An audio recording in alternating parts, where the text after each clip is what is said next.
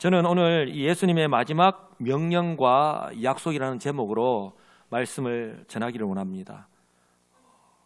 여러분 아마 유언, 혹시 부모님께서 돌아가시기 전에 하신 그 유언의 말씀을 기억하십니까? 이 유언의 한자의 뜻을 보면 끼칠 유자에 말씀 은자입니다. 일반적으로 이게 부모님이 돌아가시기 전에 우리 자녀들에게 마지막으로 남기시는 말씀을 의미하죠. 그러므로요, 내가 평소에 또 어떻게 살았는지 간에 자녀들에게 있어서 정말 중요하고 의미가 있을 수밖에 없고요, 또한 그들의 삶에 영향을 미칠 수밖에 없습니다. 바로 그것이 끼칠 유자가 아닐까 싶습니다. 여러분 아마 청개구리 이야기는 너무나도 잘 아실 거예요.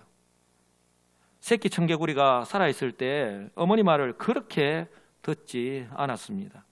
동으로 가라 하면 서로 가고, 서로 가라 하면 동으로 가고, 냇가로 가라 하면 산으로 가고, 산으로 가라 하면 냇가로 갔습니다.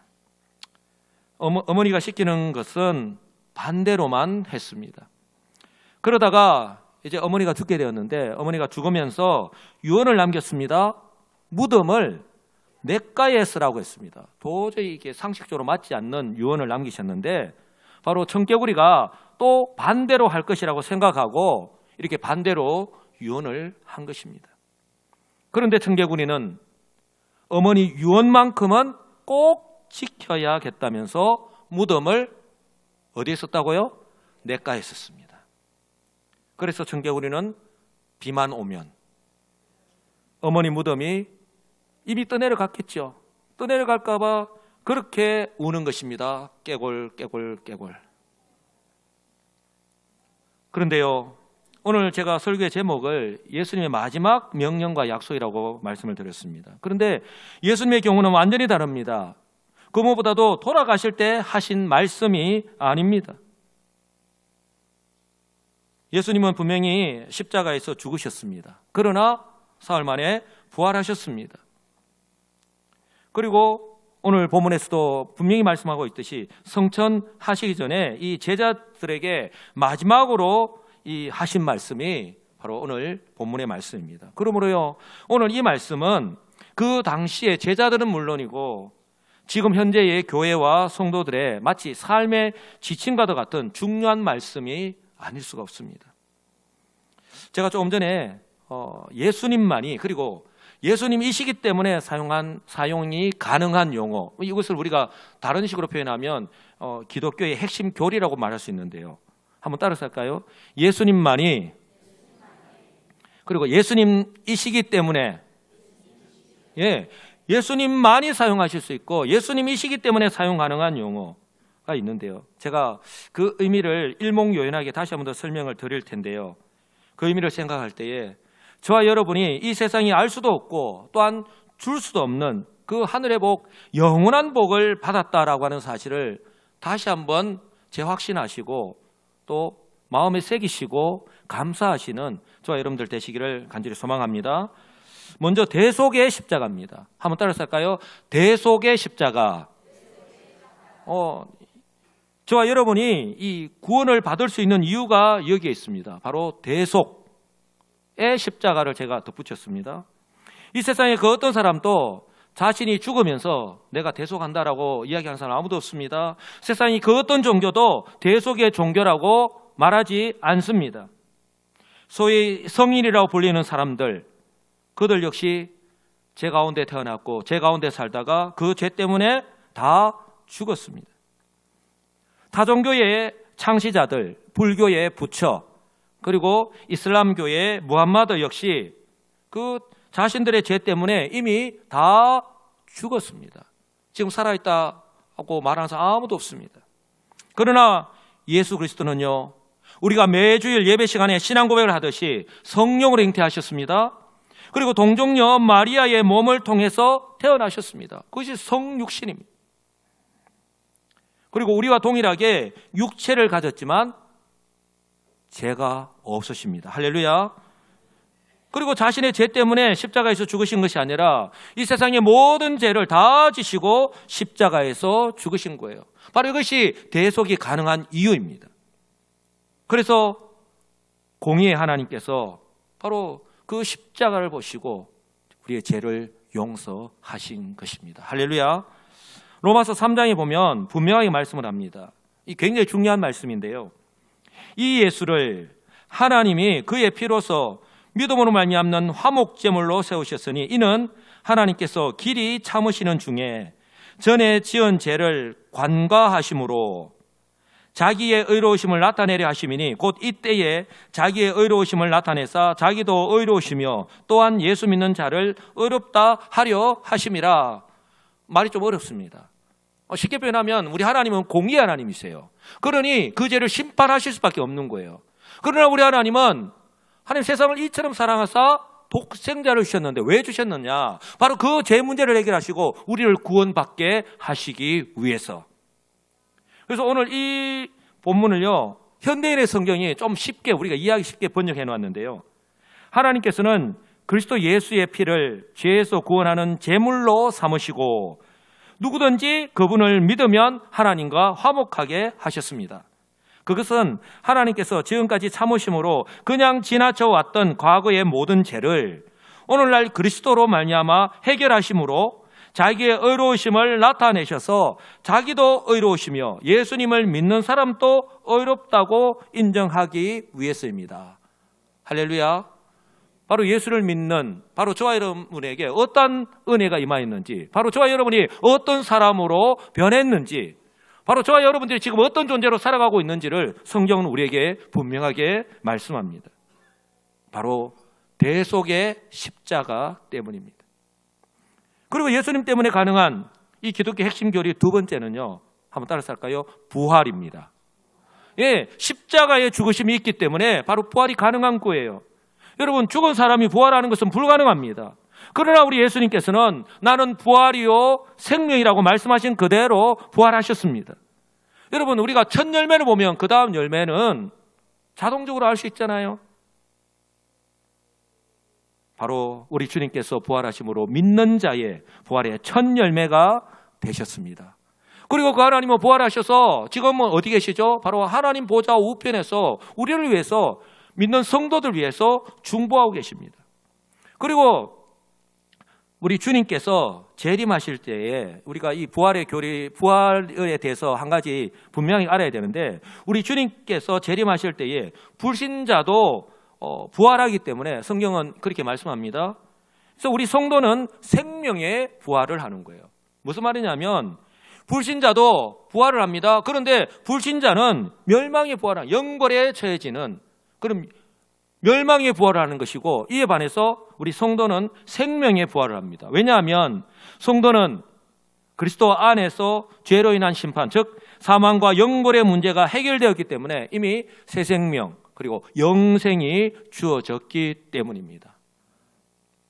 그래서 성도는요, 죽기 위해서 우리가 사는 것이 아니라 바로 영원히 살기 위해서 우리가 죽는 것입니다. 그래서 성도에게서 죽음을 뭐라고 이야기합니까? 잠자는 것에 비유하는 이유가 바로 여기에 있습니다. 왜냐하면 우리가 어젯밤에 저와 여러분들이 잠을 자기 전에 굿나잇이라고 인사하잖아요. 잘 자? 내일 아침에 봐 라고 인사하지, 자, 나는 죽기 위해서 잔다라고 이야기한 사람이 아무도 없는 이유가 거기에 있습니다. 이처럼 십자가, 대속의 십자가와 그리고 부활, 기독교의 핵심 교리죠. 그리고 우리 예수님 때문에 가능한 이 기독교 핵심 교리 세 번째와 네 번째가 연이어 나오는데요. 세 번째는 한번 따라서 할까요? 성천. 예, 성천입니다. 우리 부활하신 주님께서 오늘 본문에서도 말씀하고 있듯이 40일 동안 제자들과 함께 하셨습니다. 그리고 그 제자들이 지켜보는 가운데에 하늘로 올라가신 것, 바로 그것을 성천이라고 이야기합니다. 우리 주님께서 뿅 하고 그냥 사라지신 것이 아니라는 거예요. 40일 동안 그들과 함께 하셨습니다. 그것은 잠시 이따 살펴볼 거예요. 그리고 그들이 지켜보는 가운데에 하늘로 올라가셨습니다. 근데 이처럼 성천이 의미가 있는 것은요, 바로 우리 주님께서 성천하시면서 하신 약속 때문에 그렇습니다. 무엇을 약속하셨죠? 다시 오신다. 다시 오실 것이다 라고 하는 바로 재림의 약속을 하셨기 때문입니다. 그리고 우리 성천하신 주님은 바로 하나님 보좌 우편에서 성도들을 위하여, 바로 저와 여러분들을 위하여서 중보하고 계십니다. 그리고 그때는 알 수 없지만 다시 오실 때는 우리가 매주일마다 신앙 고백하듯이, 사도신경을 통해서 신앙 고백하듯이 바로 거기로부터, 바로 하나님 보좌 우편에서 지금은 우리 위해서 중보하고 계신데 거기로부터 살아있는 자와 죽은 자를 심판하러 다시 오십니다. 그러니까 그때 우리가 부활하게 되는데 그것이 바로 생명의 부활과 바로 멸망의 부활로 우리 하나님 앞에, 우리 주님 앞에, 심판주 앞에 서게 된다라고 하는 사실을 우리는 꼭 기억하셔야 됩니다. 이처럼요, 우리 예수님께서는 부활하신 후에 이 40일 동안 제자들과 함께 하셨습니다. 근데 이 40일이 왜 중요하냐면 이 기간 중에 우리 예수님께서 하신 일 때문에 그렇습니다. 바로 이것을 3절에서 이렇게 요약해서 말씀하는데요. 3절 보시면 그가 고난받으신 후에, 바로 대속의 십자가를 말하는 것입니다. 우리 주님 지신 그가 고난받으신 후에 대속의 십자가를 지셨습니다. 그리고 친히 살아계심을 나타내사, 어떻게 살아계심을 나타냈죠? 부활하신 거예요. 부활을 나타내는 말씀입니다. 그리고 40일 동안 그들에게 보이시며, 성도 여러분, 부활하셔서 그들에게 보이셨다는 말씀은 다른 말로 한다면 그들과 함께 하셨다는 말씀이에요.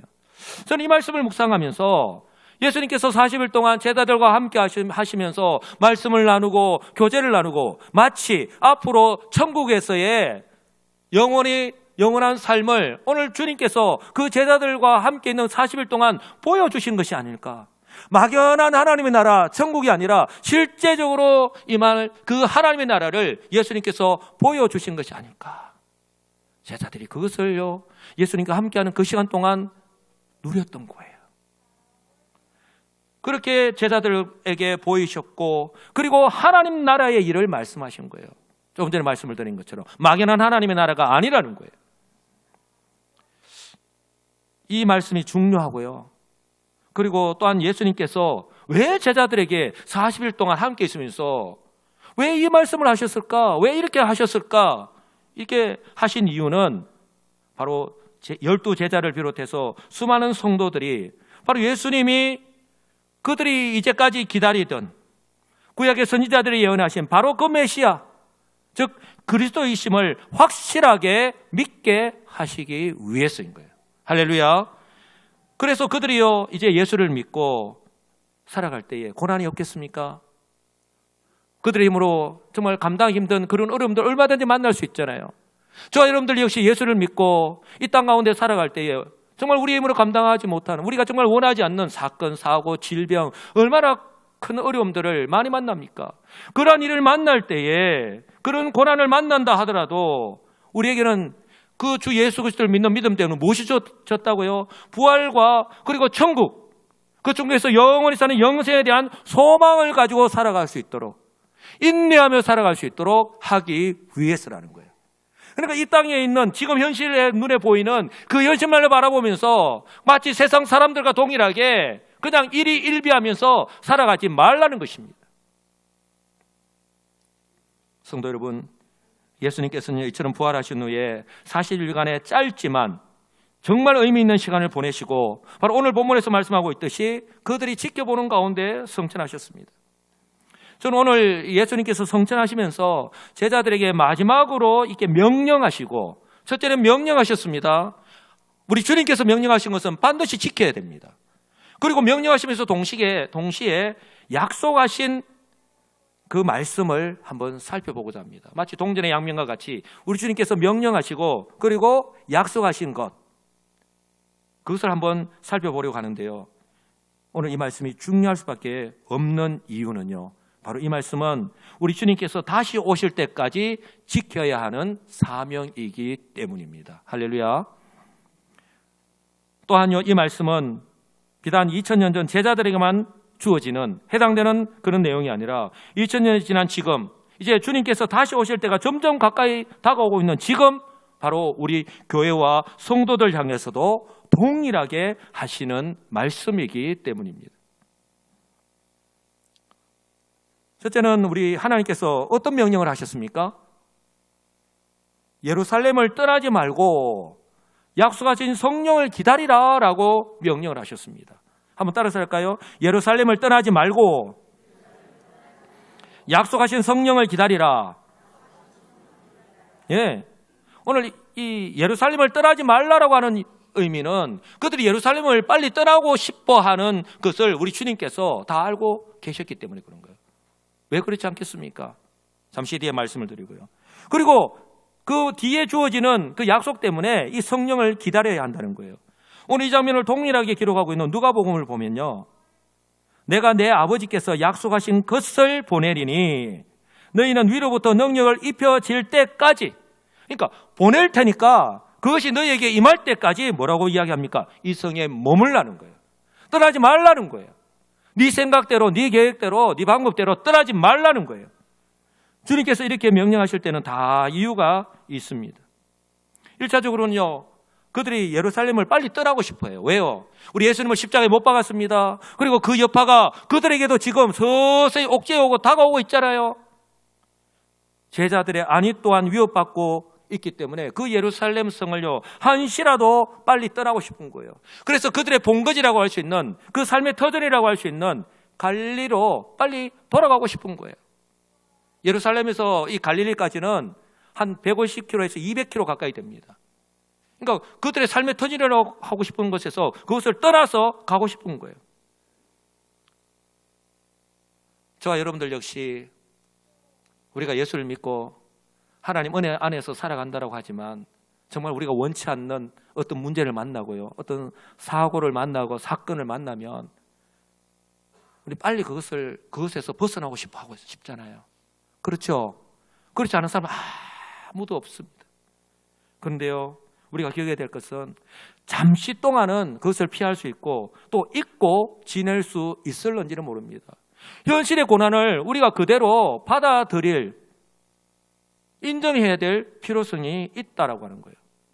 잠시 동안은 내가 피할 수 있고 잊고 지낼 수 있을지 모르는데 그러나요, 그렇다고 해서 그들이 예수님의 제자라고 하는 사실과 그리고 주님께서 그들에게 맡기신 그 사명이 사라지는 것이 아니라고 하는 사실입니다. 무조건 피하는 것만이 능사가 아니라고 하는 사실입니다. 우리 앞에 놓여진 현실, 지금 세계 각국은 물론이고 지금 우리나라도 마찬가지고 저와 여러분들 역시 이런 공적으로 전체적으로 임하는 이 고난 외에 저와 여러분들이 개인적으로 당하는 그런 어려움들 때문에 정말 우리 이 현실의 문제 때문에 우리 역시 마찬가지입니다. 우리는 빨리 이 문제에서 벗어나고 싶고 이 문제를 해결하고 싶어 하는 것이죠. 그런데 우리 주님은 그것을 다 알고 계신다는 거예요. 그러나 우리 주님께서 그들에게 이렇게 명령하신 것은 바로 지금 제자들에게 더 중요하고 시급한 것이 있기 때문이에요. 바로 주님께서 맡기신 사명이기 때문이에요. 사명입니다. 사명. 왜냐하면 이제 잠시 후는 우리 주님께서 승천하시기 때문에 그들 스스로가 이제는 주어진 그 사명을 감당해야 하기 때문에 그렇습니다. 그들과 천년만년 함께 계시지 않잖아요. 딱 40일 있다가 이제 승천하시는데 이제 그들 스스로가 그 사명을 감당해야 되는 거예요. 그런데 더더욱 중요한 것은 이 사명은 지금 현재 그들의 모습으로는 감당할 수 없는 거예요. 주님께서 말씀하신 대로 위로부터 내려오는 능력, 즉 성령의 임재를 경험하고 그리고 그 성령께서 부어주시는 그 능력이 우리에게 주어질 때에 가능하기 때문입니다. 할렐루야. 그래서 주님께서 이렇게 말씀하신 거예요. 저와 여러분들 역시 마찬가지입니다. 그리고 오늘 또한 주님께서 중요한 명령을 하셨죠. 이처럼 예루살렘을 떠나지 말고 약속하신 성령을 기다리라 라고 하신 말씀과 함께 그리고 그 이스라엘의 회복, 이 문제가 그러면 어떻게 빨리 회복되는가? 자기 현실에 주어진 그 문제 해결에 관심이 있거든요. 언제 이스라엘의 회복이 언제입니까? 라고 그렇게 질문하셨을 때에 예수님께 뭐라고 말씀하셨습니까? 때와 시기는 알려고 하지 마라. 그렇게 명령하셨습니다. 이것은요, 예수님께서 40일 동안 그들과 함께 계시면서 하나님 나라의 일을 말씀하셨잖아요. 그런데 여전히 제자들을 비롯하여서 그 당시에 유대인들이 생각하는 그 하나님의 나라는요, 지금 현재 그들의 최고의 관심은요, 바로 그들이 당면한 문제인 이 로마 제국으로부터 언제 해방하느냐 하는 거예요. 당면한 지금 현재 이 문제, 이 고통, 이 고난이 언제 해결되느냐 하는 것에 있다는 거예요. 이것은 그들이요, 예수님께서 오병이어의 기적을 베풀었을 때에 예수님을 왕으로 세우려고 했던 것을 통해서 충분히 알 수 있습니다. 저버리면, 저 예수라면 다시 예전에 다윗처럼 강력한 나라를 세워서 우리가 더 이상 이 로마 제국과 같은 그런 나라로부터 침입을 당하지 않고 우리가 평안하게 살 수 있겠구나. 바로 그것을 기대하였다는 것이죠. 그런데 그들은요, 예수님께서 십자가에서 무기력하게 죽으시는 모습을 보면서 그 모든 기대를 다 접었고 다 포기했었습니다. 그랬잖아요. 그런데 우리 주님께서, 부활하신 그 주님께서 그들과 함께 하심을 보면서 그들의 그 기대가 다시 살아났던 거예요. 그래서 이스라엘의 회복이 언제입니까? 그렇게 예수님께 질문하였던 것입니다. 예수님께서는 그들의 이런 마음, 이런 기대를 다 알고 계셨기 때문에 그들에게요, 냉정하게 이스라엘의 회복은 너희들이 생각하고 기대하는 것처럼 그런 정치적이고 그런 현재적인 것이 아니기 때문에 제자들의 질문에 이렇게 대답하신 겁니다. 때와 시기는 아버지께서 자기의 권한에 두셨으니 너희가 알 바 아니다 라고 그렇게 말씀하신 것입니다. 전적으로 역사의 주관자가 되시는 우리 하나님께 속한 것이다. 너희가 알 바 아니다. 그렇게 딱 잘라 말씀하신 거예요. 다른 식으로 표현한다면 지금 너희들이 알아야 되고 너희들이 또 행해야 될 것은 따로 있다는 거예요. 더 시급한 것이, 더 중요한 것이. 사랑하는 성도 여러분, 저는요, 이 장면이 정말 중요하다고 생각하는데, 왜냐하면 지금 현재 교회와 성도들 역시 2000년 전에 제자들과 마찬가지로 당면한 문제, 그리고 자신의 삶에 영향을 주고 있는, 우리가 그 영향을 받으면서 살아가고 있는 그 현실적인 문제가 빨리 해결이 되기를 바라면서 그렇게 살아가고 있잖아요. 그러나 정작 현실은 어떻습니까? 쉽게 해결되지 않는 그 현실 속에서 우리가 하루하루 살아가고 있기 때문에 그렇습니다. 잘 아시다시피 코로나 이후에 세계 각 나라의 경제가 정말 심각한 어려움을 겪고 있습니다. 그러다 보니까 우리나라의 국가 경제도 수출은 줄고 수입은 늘어서 무역 적자가 계속되고 있습니다. 계속 누적되고 있습니다. 또한 동시에 국내 경제도 어떻습니까? 좀 더 현실적으로 말씀을 드리면 금리가 오르다 보니 은행에서 대출하는 것도 쉽지 않습니다. 대출 조건도 까다로워지고 또 대출한다 하더라도 금리가 높기 때문에 파산하는 것이 훨씬 더 쉽다는 것이죠.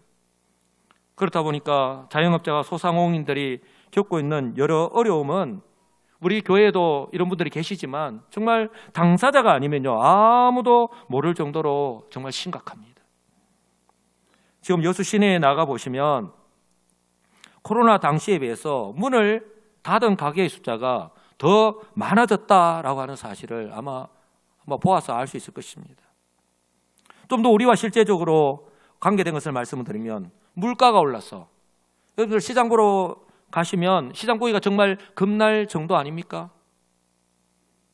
정말 하루하루 살아가는 것이 결코 쉽지 않은 때를 저와 여러분들이 지금 살아가고 있습니다.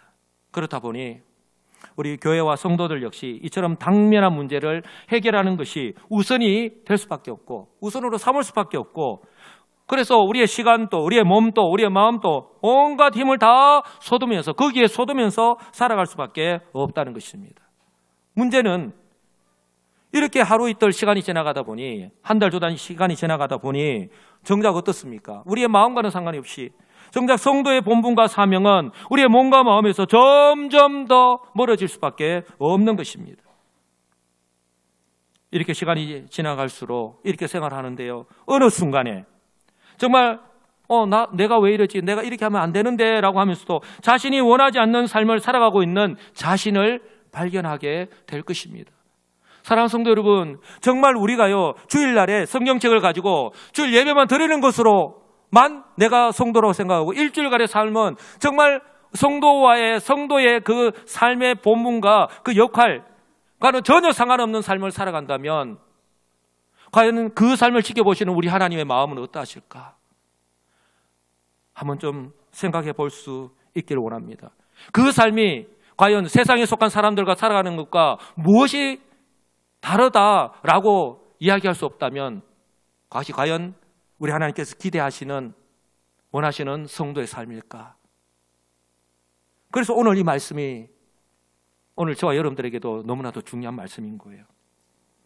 이런 측면에서 볼 때에 오늘 예수님께서 제자들에게 하신 그 대답을 통해서 우리에게 교훈하고 있듯이 바로 지금이야말로 역설적으로 눈앞에 보이는 이런 현실만 바라볼 것이 아니라 바로 지금 이 시대를 향하신 우리 하나님의 뜻이 어디에 있는가? 지금과 같은 이러한 때에 바로 교회와 성도를 향하신 우리 하나님의 뜻이 어디에 있는지를 바로 알고 바로 깨닫고 바로 행하는 것이 더 필요하고 중요한 때임을 분명히 믿습니다. 여러분, 이것은요 시간이 지난다라고 해서 저절로 되는 것이 아닙니다.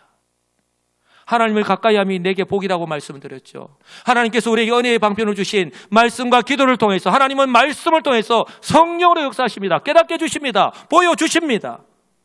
우리에게 그렇게 살아갈 수 있는 환경은 그대로이지만 살아갈 수 있는 능력을 주십니다.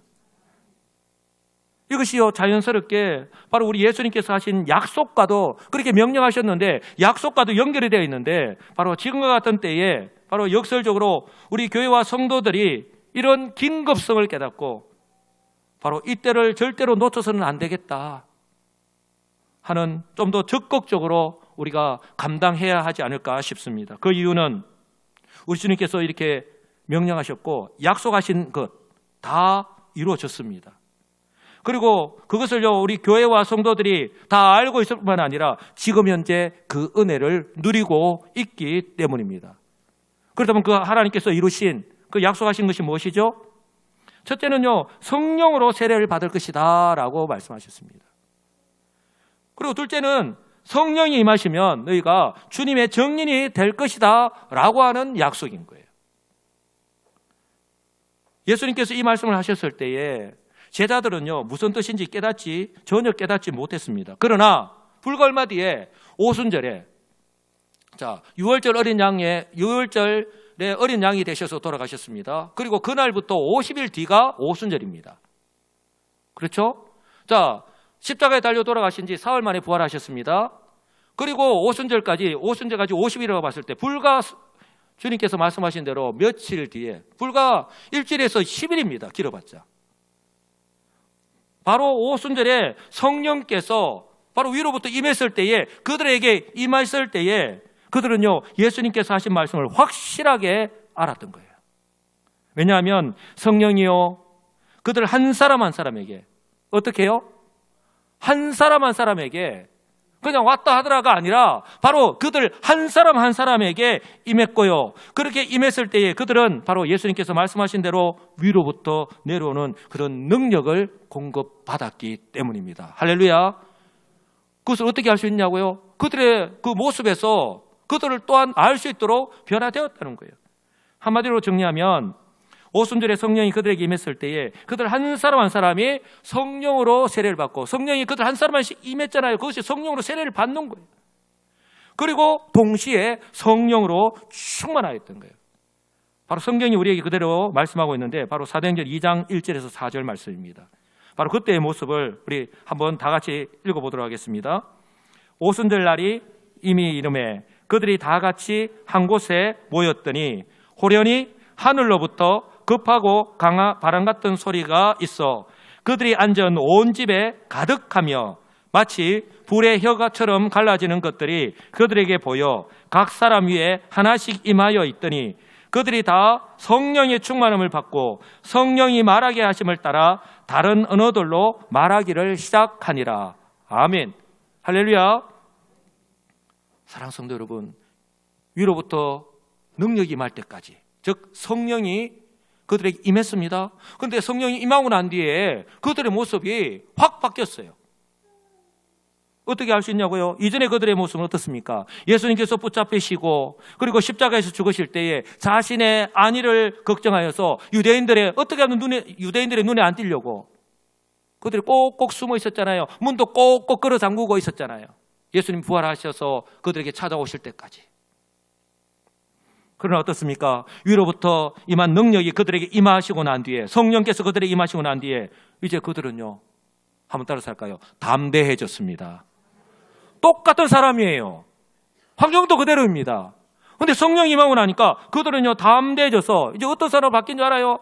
그렇게 꼭꼭 저희들이 혹시 나를 찾아오면 어떡할까? 내 붙잡혀 가지 않을까? 나도 예수님처럼 죽을 수 있는데 그렇게 숨어있던 그들이요 어떻게 바뀌었는지 압니까? 너희들이 십자가에 못 박아 죽인 예수가 그리스도다. 그리스도인 예수를 믿어야 구원을 받는다 라고 그렇게 담대하게 복음을 전하는 사람으로 바뀌었다니까요. 똑같은 사람들이. 성령의 은혜로 그들이요 예수는 그리스도라는 사실을 깨닫고 확신하였기 때문입니다. 여러분 그 성령이 저와 여러분에게도 임하셨습니다. 성령의 은혜로 그들의 마음은요 더 이상 겁과 두려움이 아니라 담대함으로 가득 찼기 때문입니다. 제가 항상 말씀드렸잖아요. 이 속에 가득 차 있는 것이 어디로 나온다고요? 우리의 입술로, 우리의 삶의 모습을 통해서 반드시 나타나게 되어 있다고.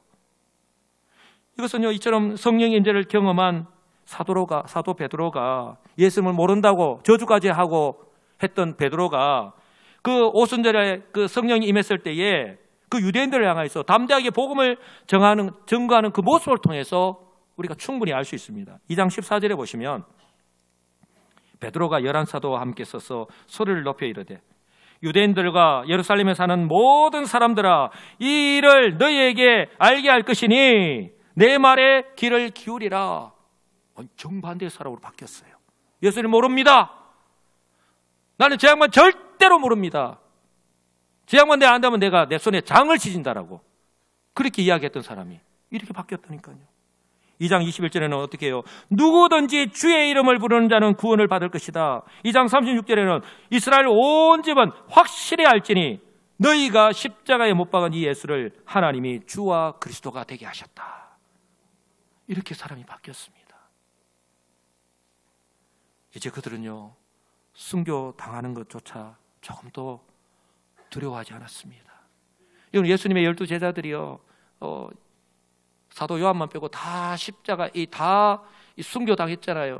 어떻게 당했냐? 사도 베드로는 어떻습니까? 예수님처럼 내가 예수님처럼 어떻게 십자가에 온전하게 못 박혀 죽을 수 있는가? 그래서 십자가에 거꾸로 못 박혀 죽었습니다. 목이 베이고요 화형을 당하고요 짐승의 먹이가 되고요 그렇게 그들이요 복음을 전하다가 여러분 그들은 순교했습니다. 사랑하는 성도 여러분, 내 안에 성령이 임하면, 나에게 성령이 임하면, 또 내 안에 성령으로 가득 차면 얼마든지 이렇게 변합니다. 할렐루야. 이처럼 성령의 임재는요 땅끝까지 즉 열방의 복음을 전파하는 기폭제가 된 것입니다. 그래서 하나님의 때에 우리 하나님께서 사도 바울을 극적으로 만나 주셔서 이방인들에게 복음을 전하는 선구자 역할을 감당케 하셨잖아요. 그리고 2000년이 지나는 가운데에 그 당시에 나라가 있는지조차 모를 정도로 작고 가난한 우리나라에까지 복음이 들어오게 된 것도, 그리고 이 땅에 교회가 세워지게 된 것도, 그리고 지금 저와 여러분들이 예수를 믿고 예배를 드릴 수 있는 것 역시 이처럼요 성령으로 충만한 사람들이, 이로부터 내려오는 그 능력을 공급받고 성령으로 충만한 사람들이 바로 주님께서 하신 그 약속의 말씀대로 순종하였기 때문에 가능한 것임을 믿으시기 바랍니다. 그러니 우리가 사랑에 빚진 자예요. 사도 바울이 고백하고 있는 것처럼. 더 중요한 것은요, 만약에 2000년 전 12제자들과 초대교회 성도들에게 임했던 그 성령께서 지금 예배를 드리고 있는 저와 여러분들 역시 예수는 그리스도다, 예수님께서 2000년 전에 십자가에서 나를 위해서, 나를 구원하시기 위해서, 나를 죄와 그 사망에서 구원하시기 위해서 죽으셨다, 그리고 부활하셨다, 그리고 지금 또 나와 함께 하신다 라고 하는 것을 확실하게 믿으신다면 저와 여러분들 역시 성령으로 세례를 받았음을 믿으시기 바랍니다. 여러분 의심하지 마시고 믿으시기 바랍니다. 성도 여러분, 지금 이 세상을 보면 날이 갈수록 악해져 가고 요란하고 시끄럽습니다. 이것은 이미 우리 믿는 사람뿐만 아니라 불신자들도 다 알고 있는 사실입니다. 제가 여러분들께 말씀을 드리고 싶은 것은 성도들은요, 성도들이기 때문에 지금 이 세상에서 일어나고 있는 이런 현상들을 그저 부정적이고 비판적인 시각으로만 볼 것이 아니라 바로 하나님의 말씀 위에서 하나님은 무엇이라고 말씀하고 있는가, 지금 이때를 어떻게 평가하고 있는가, 바로 믿음의 눈을 뜨고 제대로 바라보아야 한다는 것입니다. 나라와 나라 간의 분쟁, 전쟁은요 끊임없이 계속되고 있습니다. 이로 인해서 얼마나 많은 사람이 죽어나가고 있습니까? 지진과 홍수, 그리고 태풍과 허리케인 같은 자연재해도 동시다발적으로 어느 나라에만 임하는 것이 아니라 전 세계에 일어나고 있습니다. 코로나와 같은 질병을 통해서 또한 기근으로 인해 죽는 고난과 고통과 죽음은 아무리 현대과학이 발달되었다 하더라도 막을 수가 없습니다. 이것이 지금 현재 일어나고 있는 이 세상의 모습입니다. 그러므로요, 지금과 같은 때가 바로 성경에서 말씀하고 있는 바로 주님께서 다시 오실 때가 점점 가까이 다가오고 있다고 깨닫게 된다면, 지금이야말로 역설적으로 우리 교회와 성도의 본분과 역할이 더 중요할 때가 아닐까요? 여러분, 위기는 기회라는 말이 있듯이 이 세상은 죄로 인해서 점점 어두워져 가고 있지만, 여러분, 그 어둠을 밝힐 수 있는 것이 무엇입니까? 바로 구원과 생명의 빛이 거기에 임하면, 비추면 반드시 물러가게 되어 있습니다. 그러므로 이 시대, 여러분, 교회와 성도의 본질은요, 우리 주님께서 성천하시면서 마지막으로 명령하시고 약속하신 말씀과 직결되어 있다라고 하는 사실을 기억하시고, 그러므로 내가 살아가는 오늘 나에게 주어진 오늘이라고 하는 이 시간을 소중히 여기시기 바랍니다. 그리고 날마다 이 요란한 세상의 영향 아래에서 그 현실을 인정하되 우리가 한숨만 쉬면서 어찌해야 할 바를 모른 채 수동적으로 마치 세상 사람들 같이 살아가는 것이 아니라, 나의 생각과 마음을 다 아시고 도우시는, 또 힘과 용기를 주시는 성령님, 내 안에 계시는 이 성령님의 은혜로 자신의 몸과 마음을 다시 한 번 더 새롭게 하시기 바랍니다. 그래서 바라기는요, 우리 여수시민교회에 속한 어린 유치부 아이들부터 시작해서 우리 노년, 우리 어르신들에 이르기까지 우리 성도 한 사람 한 사람이, 한번 따라서 할까요? 성령의 도우심으로, 그 성령의 도우심을 힘입어서 바로 말씀과 기도를 철저하게 무장해서 날마다 복음과 함께 그 복음을 전하는 기회로 삼으시고, 그래서 우리 하나님께서 기뻐하시는, 마치 연어가 마지막 그 사명을 향해서 거친 물살을 헤치고 거꾸로 올라가듯이 우리 역시 이러한 어두운 세상 가운데서 바로 빛의 역할, 소금의 역할을 감당하면서 살아가시는 우리 여수시민교회 성도들이 다 되시기를 우리 주님의 이름으로 간절히 축복합니다. 아멘.